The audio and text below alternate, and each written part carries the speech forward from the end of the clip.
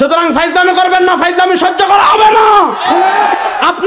আপনাকে আমরা সম্মান করি, আপনি রাষ্ট্র পরিচালনা করেন, এটা আমরাও চাই, কারণ আপনি ভালো রাষ্ট্র পরিচালনা করতেছেন, ঠিক না বেটি?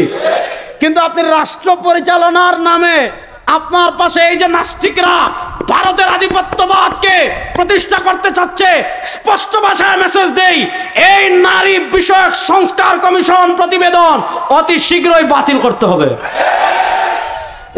এই দাবির সাথে কারা কারা একমত? আচ্ছা বলেন, যারা এই আকীদা লালন করবে যে ধর্ম বিবাহের ক্ষেত্রে, ধর্ম আকদের ক্ষেত্রে, তালাকের ক্ষেত্রে, ধর্ম আপনার সম্পত্তি ভাগের ক্ষেত্রে, ধর্ম অভিভাবকত্বের ক্ষেত্রে নারীর সাথে বৈষম্য করেছে, তারা মুসলমান না নাস্তিক? বলেন, তারা মুসলমান না নাস্তিক? ওই নাস্তিকতাবাদী আইন বাংলাদেশে আগে যারা রচনা করার সাহস করেছে দিল্লি মামুর বাড়ি চলে গিয়েছে, সামনে যারা করবে তারাও দিল্লি মামু বাড়ি যাবে, বাংলাদেশে জায়গা হবে না।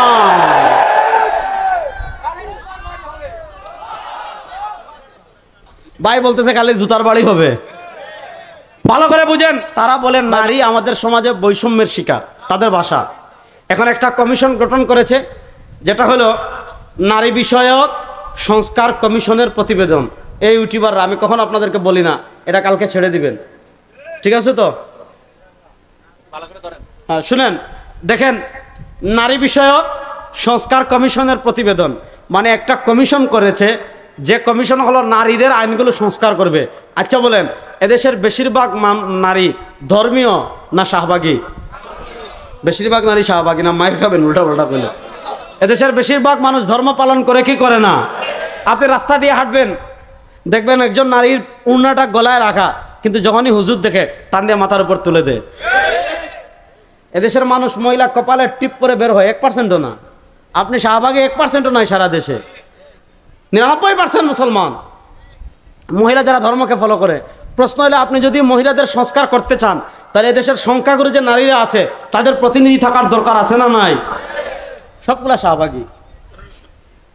এই শাহবাগীরা, এই শুনেন যুবকরা, এই শাহবাগীরা নারী বিষয়ের সংস্কার কমিশন প্রতিবেদন, দেখেন কত বড় প্রতিবেদন জমা দিছে, 318 পৃষ্ঠা। কয় পৃষ্ঠা? এখন এই 318 পৃষ্ঠা না, তুই 1000 পৃষ্ঠা দে, সেটা তোর বিষয়। কিন্তু লিখছে কি জানেন? আমি আপনাদেরকে একটু পড়ে শোনাই, একদম ভূমিকা থেকে পড়ে শোনাই। দেখেন, 1 নাম্বার লিখতেছে যে আমাদের দেশে নারীরা বৈষম্যের শিকার কেন হয় জানেন? কি লিখতেছে আমি আপনাদেরকে একটু পড়ে শোনাই। ভূমিকা, এই যে দেখেন 33 নম্বর পৃষ্ঠা, ভূমিকা। বাংলাদেশের সংবিধানে জনপরিসরে নারী ও পুরুষের সমতা নিশ্চিত করা হয়েছে, তবে ধর্মভিত্তিক পারিবারিক আইনে নারীর প্রতি বৈষম্য বিদ্যমান।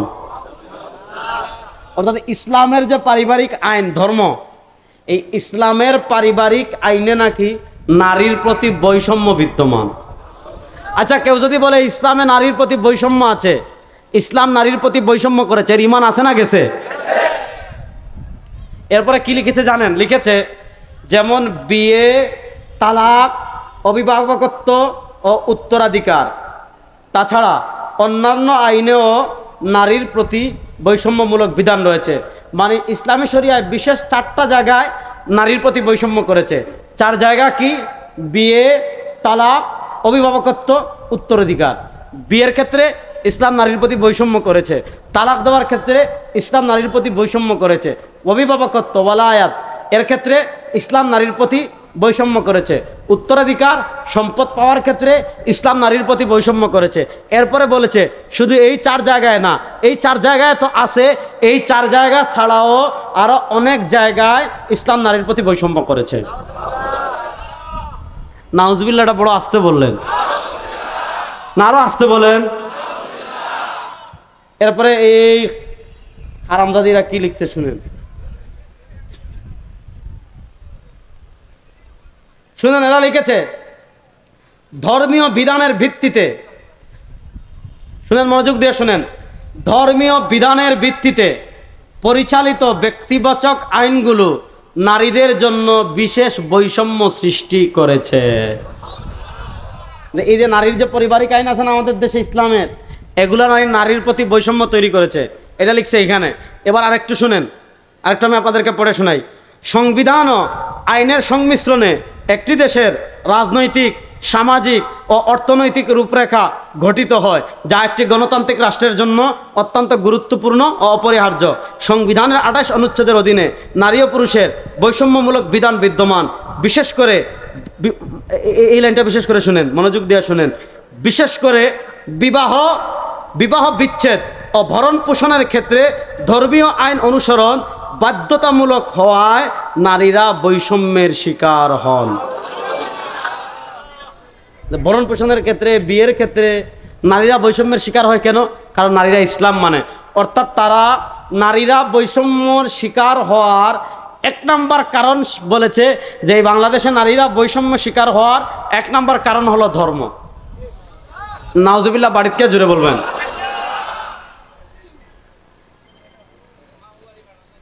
হ্যাঁ কাকা, দাঁড়াইয়া জুড়ে বলেন, দাঁড়াইয়া বলেন। কি বলছেন? জুড়ে বলেন, ভয় পান কেন? জুড়ে সবাইকে কি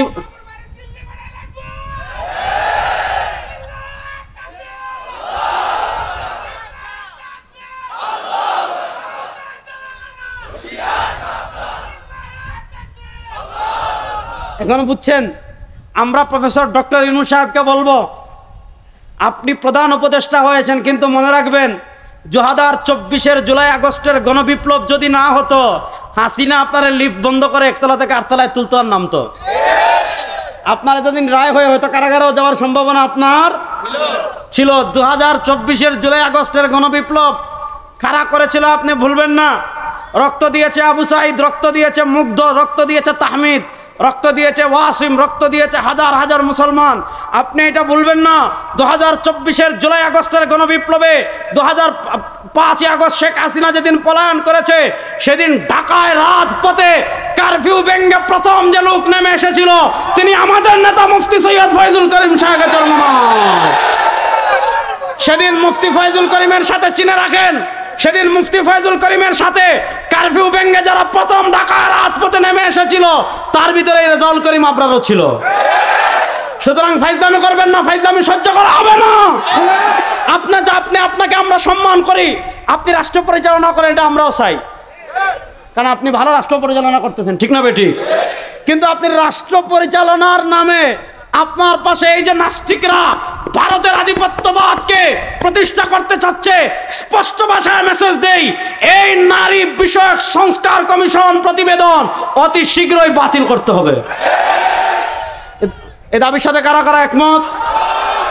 আচ্ছা বলেন, যারা এই আকীদা লালন করবে যে ধর্ম বিবাহের ক্ষেত্রে, ধর্ম আকদের ক্ষেত্রে, তালাকের ক্ষেত্রে, ধর্ম আপনার সম্পত্তি ভাগের ক্ষেত্রে, ধর্ম অভিভাবকত্বের ক্ষেত্রে নারীর সাথে বৈষম্য করেছে, তারা মুসলমান না নাস্তিক?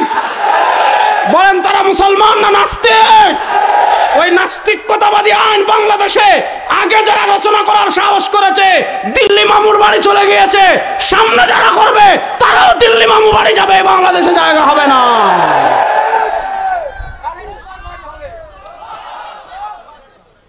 ভাই বলতেছে খালি জুতার বাড়ি হবে।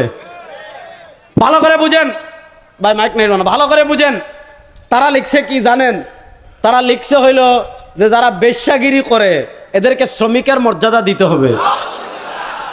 যারা পকেট চুরি করে এদেরকে শ্রমিকের মর্যাদা দেন, কারণ সে একটা গুরুত্বপূর্ণ কাজ। কি পরিমাণ কষ্টের কাজ একজনের পকেট কেটে চুরি করে আনা, রিক্স আছে না নাই?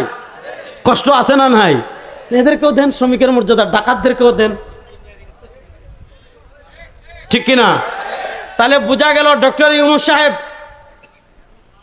আপনাকে বিতর্কিত করার জন্য, আপনার উপর মানুষের যে আস্থা বিশ্বাস তৈরি হয়েছে বিগত 52 বছরে, শহীদ প্রেসিডেন্ট জিয়াউর রহমান ছাড়া খুব কম শাসক এমন আসেন যার উপর এত মানুষের সমর্থন ছিল, ঠিক না বেঠিক? এত এই যে আপনার বিপুল সমর্থিত, আপনি যে বিপুল জনসমর্থন অর্জন করেছেন, ইন্ডিয়ার দালালদের সেটা সহ্য হচ্ছে না।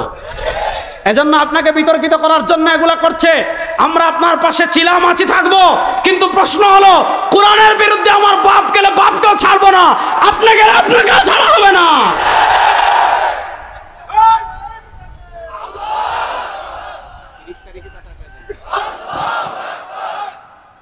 আর কিছু নাই। শেষ কথা ভালো করে বুঝেন, আমি আপনাদেরকে সহজ করে বলে যাই, তারা আমাদের মাথায় ঢুকিয়ে দিয়েছে ধর্মনিরপেক্ষতা। ধর্মনিরপেক্ষতার ব্যাখ্যা করে আজকে আপনাদের থেকে বিদায় নেব। মনোযোগ, আসেননি আমার সাথে? আমাদের ধর্ম আর অন্যান্য ধর্মের ভিতর পার্থক্য আছে না নাই? দেখেন, হিন্দু ধর্ম আর আমাদের ধর্মের পার্থক্যের জায়গা বুঝাই। খ্রিস্টান ধর্ম, বাই সাউন্ড আগের মতো রাখো। আপনি, আমি বলতেছি সমস্যা নেই, সাউন্ড আগে যেভাবে ছিল ওইভাবেই রাখো, কমাই রাখো, এদিকে কমাও, বাহিরে বাড়াও, শোনা যায়। আর মাইক না থাকলেও ওয়াজ হবে ইনশাল্লাহ। যখন মাইক ছিল না তখন ওয়াজ ছিল না, তো মাইক দিয়ে কি করবেন, সমস্যা নাই, শুনলেই হয়েছে। আমার গলা জুড়ে আছে, আমি যে জুড়ে কথা বলতেছি ও পিছন থেকে মাইক না হলেও শোনা যাবে, ঠিক না ভাই? ঠিক কথা ভালো করে বুঝেন। আমাদের ধর্ম আর অন্যান্য ধর্মের পার্থক্যের জায়গাটা আমি বুঝাই। হিন্দু ধর্ম অনুষ্ঠান নির্ভর ধর্ম, খ্রিস্টান ধর্ম অনুষ্ঠান নির্ভর ধর্ম। হিন্দু ধর্ম অনুষ্ঠান নির্ভর ধর্ম কেমনে জানেন? যখন পূজার সময় আসবে, মূর্তি বানাবেন, প্রাসাদ বানাবেন, খাবেন, 3-4 দিন উৎসব করবেন, তারপরে ট্রাকে মূর্তি তুলে নেচে নেচে নেচে নেচে নেচে নেচে একদিন না মূর্তি নদীতে ফেলাই দিবেন। বাস, আপনি টাটকা হিন্দু, পাক্কা হিন্দু। ঠিক আছে, প্রশ্ন হলো তার ধর্মে পূজা আছে, উৎসব আছে, এখন সে হাঁটবে কেমনে? তার ধর্ম মাথা কামায় না, যেভাবে মন চায় হাঁটো। সে খাবে কেমনে? তার ধর্ম মাথা কামায় না, যেভাবে মন চায় খাও। সে ঘুমাবে কেমনে? তার ধর্ম মাথা কামায় না, যেভাবে মন চায় ঘুমাও। সে ব্যবসা করবে কেমনে? তার ধর্ম মাথা কামায় না, যেভাবে মন চায় ব্যবসা করবে। সে রাজনীতি করবে কেমনে? যেভাবে মন চায় করো, তার ধর্ম মাথা কামায় না। সে রাষ্ট্র পরিচালনা করবে কিভাবে? যেভাবে মন চায় করো, তার ধর্ম মাথা কামায় না। সে সংসদ চালাবে কেমনে? তার ধর্ম মাথা কামায় না, যেভাবে মন চায় চালাও। খ্রিস্টানদের রাজ্য পরিচালনার মৌলিক মূলনীতি ছিল কায়সার কায়সার, গির্জা গির্জা। ধর্ম থাকবে ধর্মের জায়গায়, রাষ্ট্র থাকবে রাষ্ট্রের জায়গায়। রাষ্ট্র কেমনে চলবে? ধর্ম মাথা কামাবে না। রাষ্ট্রের সংসদ কেমনে চলবে? ধর্ম মাথা কামাবে না। রাষ্ট্রের ক্ষমতায় কারা আসবে? ধর্মের মাথা কামাবে না। রাষ্ট্রের আইন কি হবে? ধর্ম মাথা কামাবে না। রাষ্ট্রের সংবিধান কি হবে? ধর্ম মাথা কামাবে না। রাষ্ট্রের অর্থনীতি কি হবে? ধর্ম মাথা কামাবে না। তাহলে ধর্ম কোথায়? খ্রিস্টানরা বলে গির্জায়, হিন্দুরা বলে মন্দিরে। এর বিপরীত আমাদের ইসলাম। আমি হাঁটবো কেমনে? ইসলামে আছে না নাই? জোরে বলেন। আমি খাবো কেমনে? ইসলামে আছে না নাই? আমি ঘুমাবো কেমনে? ইসলামে আছে না নাই? আমি বাথরুমে যাব কেমনে, বের হবো কেমনে? ইসলামে আছে না নাই? আমি ব্যবসা করব কেমনে? ইসলামে আছে না নাই? আমি রাজনীতি করব কেমনে? এটা ইসলামে নাই। জোরে বলেন। আমি রাজনীতি করব কেমনে? ইসলামে আছে না নাই? আমি সংসদ চালাবো কেমনে? ইসলামে আছে না নাই? আমি হাইকোর্ট সুপ্রিম কোর্ট চালাবো কেমনে? ইসলামে আছে না নাই? আমি রাষ্ট্র চালাবো কেমনে? ইসলামে আছে না নাই? এবার আমাদের মাথায় ঢুকাই দিয়েছে ধর্ম নিরপেক্ষতা। মানে বলে ধর্ম থাকবে ঘরে, বলে ধর্মে থাকবে মসজিদে,